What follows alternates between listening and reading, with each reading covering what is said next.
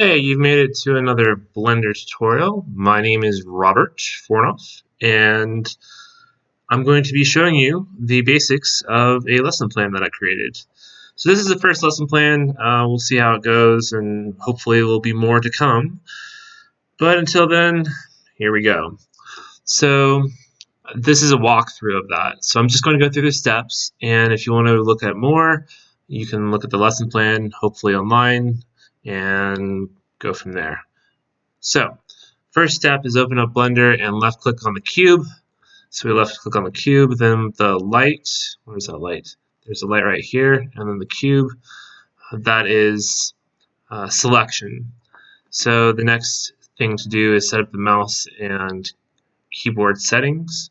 So that's under Edit and Preferences and Input, Emulate Numpad, Emulate 3-button mouse. That's if you don't have a 3-button mouse and you're using a trackpad. I like it, but whatever. You can leave it on or off. It's optional. Emulate numpads if you don't have a numpad. If you do, you can also leave it on. I like to leave it on because I've been working on a small keyboard for a while, and it just works. So that allows you to press 1, 3, 5 and go around with the keyboard.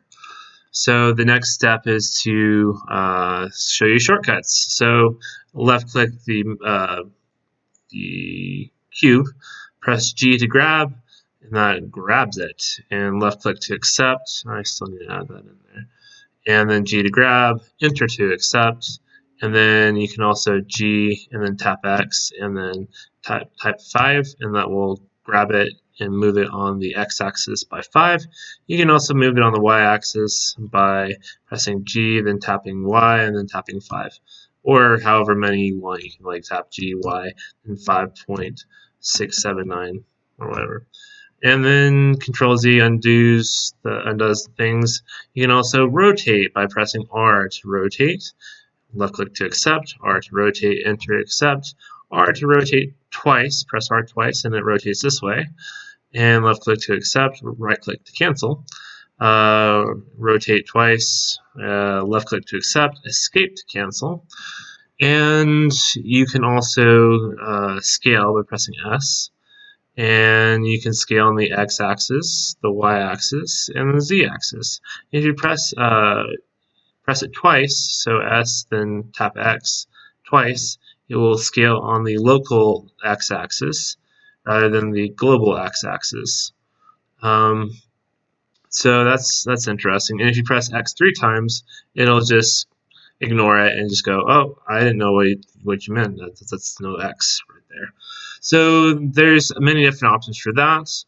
And let's see, duplicate objects. Shift D to duplicate. Shift D to duplicate, and you can create a whole bunch of objects here. Control Z to undo. And then grab and then duplicate. Optional practice. Make a smiley face using duplicated cubes and translating them. And I would go through more. I probably should go through more. There's also zoom, which I need to put in, which is the middle mouse button. Middle mouse is zoom in, zoom out. And there's also pan, which is, I'll put this in, rotating here. If you hold down the middle mouse button, it will rotate around the object. And then if you hold down Shift middle mouse button, it will pan through the object. So that's okay. So there's that. And so the optional practice is to make a smiley face. So, and also numpad 1, 3, 5, 7. That's for views. So this is top view, side view, front view, or right view. And then if you hold Control down, you get opposite, bottom view, and then etc. Those are useful if you want to line things up and just get a feel for things. 5 is orthographic and perspective toggle. That's so that you can see different angles and stuff. There's more documentation on orthographic and stuff online, so you can look at that on your own time. So let's create the smiley face and be done with this step. So here's a smiley face. Here we go, here we go, here we go, here we go. Oh, shifty, shifty, shifty, and there's a really, let's scale it on the x-axis. So scale on the x-axis, and there's your smiley face right there. Hey, hey, we did it. Okay, let's go to the next step. I'm just breezing through these so I can get through them within about 10 minutes. Let's see, for rendering, rendering is a wonderful way to give your final thing an image, basically. So I'm going to go and Control-Alt-0. I need to add that in there. So that basically creates a camera view, and then you can grab it and move it to where you want it, and that's what it renders. And then you press F12, which renders it. You can also press Render Image over here. And then you can save this image right here, save as here, and then you can save it into wherever you want to. Temp, I'm on a Windows machine, and this was like, when I first started Blender, I was like, oh, temp is like the greatest directory ever, because you can put stuff in there. It's a little different. It clears out every once in a while on Mac and Linux, so just be careful. If you're on Windows, temp is fine. You can create a new directory, name it image, or whatever you want to name it, and then say this will be smiley 1. And then I'm going to move these inward here, and I don't know what it's doing. Maybe it's blinking or something. And then F12, and then image, save as smiley 2. And then if you go into your editor, you can, you can actually go and have a buffer. You can set that, and then buffer is like a little bit more advanced. You can also go to Windows Explorer and do this, so you can toggle back and forth between images, so it'll look like, well, almost look like that. If it works, then that means that your image will show up, and it will be the other buffer.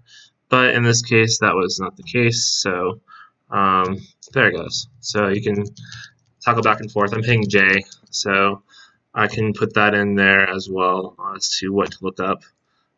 J key for buffer. Let's see. So that was rendering an image, and let's say you want to render an animation. What I did right there was basically setting a state for the keyframes, and keyframing is the next step. This is just the basics to show you how to do it. Then you can go into more documentation to read up how exactly to do it. So let's go ahead and find. Let's go ahead and find the keyframes for all of these. I'm going to insert a keyframe for these two guys. I to insert location, rotation, scale, and then I'm going to go for 10 frames right here, as you see on the timeline, and then change this one, and then change this one, and then select both of them, insert location, rotation, scale. You see how it puts a little keyframe right here? That's great, and then it goes back and forth. That's great. And then say I'm going to set the end frame to here. I want to render this out. So I'm going to render out an animation, but it's going to render out, let's see, render settings. That's fine. So it's going to render out certain things in the properties. It's going to render out, here we go, PNGs, and I want an ABI JPEG just because I like those. Generally, you want to render them out of a sequence and then put them in and then do all sorts of stuff with that. It's safer. If it crashes, it doesn't break all your stuff. But ABI JPEG for short ones is great. So I'm going to render out an ABI JPEG to temp and call it foo, and then render animation, and then once you know it, it looks like it's working. So it's only going to be 20 seconds, so it's going to be really short. So if I wanted to view that, I could go to the Explorer, and I could do that, but I think the Explorer looks kind of ugly. So I'm just going to say in Blender and view animation. That needs to be in there too. Let's see. So that's going to be view animation. So see how it does the blinky things. So that is also in the steps I provided. So that is that. And for the conclusion, I need some feedback on this. If you think this is a good tutorial, please like my YouTube page or subscribe. And yeah, or you can also join my meetup group in the Denver, Colorado area, the Blender users group, and we'll go over this in person.